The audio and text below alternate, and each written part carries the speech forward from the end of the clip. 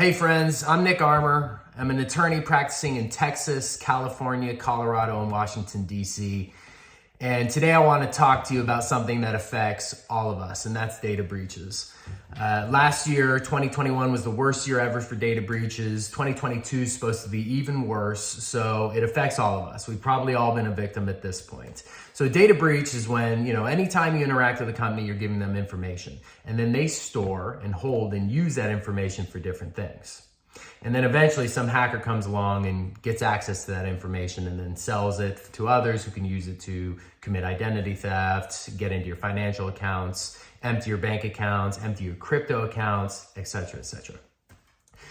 And so a data breach class action is where we go after the company that was the victim of the data breach. We're saying, hey, you had a duty to protect this data that I, as a consumer or even as an employee, gave to you.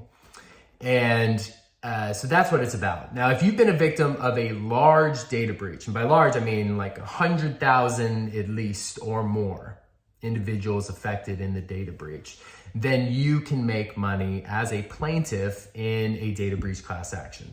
So aside from your damages that you experience, say if you had identity theft as a result of a data breach, if you're actually a class representative, a named plaintiff in a data breach class action, then you can get an incentive award because you're doing a lot of work that the other class members aren't doing, right? All they do is they get a letter in the mail that says, hey, you were a victim of this data breach and there's a class action settlement and you get X amount of money. But you're actually involved with the attorneys and so you get an incentive. Courts like to reward you for your time.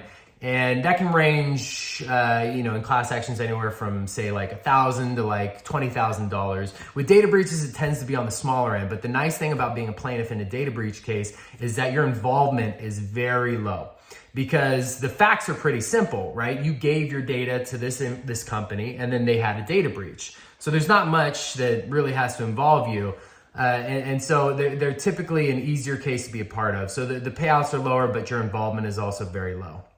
How do you know if you've been a victim of a data breach? Sometimes you'll know because, your account's empty, right? Your bank account or your crypto account. And that's unfortunate. That's the worst way to find out. Sometimes you find out because, you just read it in the news and then you see some weird account activity. But every single state in the country now has data breach notification laws. And so within some time period, the company has to reach out to those affected and let them know in writing. Sometimes they'll send it by mail, sometimes an email, but they have to let you know that you've been a victim.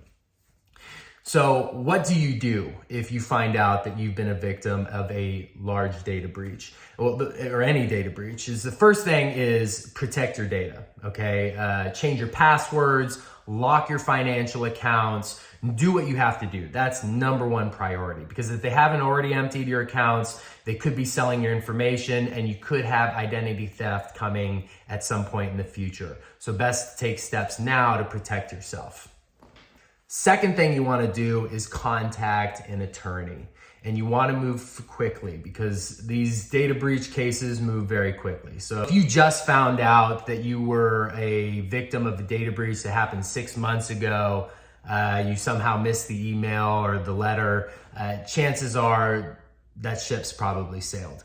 But even if it was a little while back, it never hurts to contact an attorney just to double check.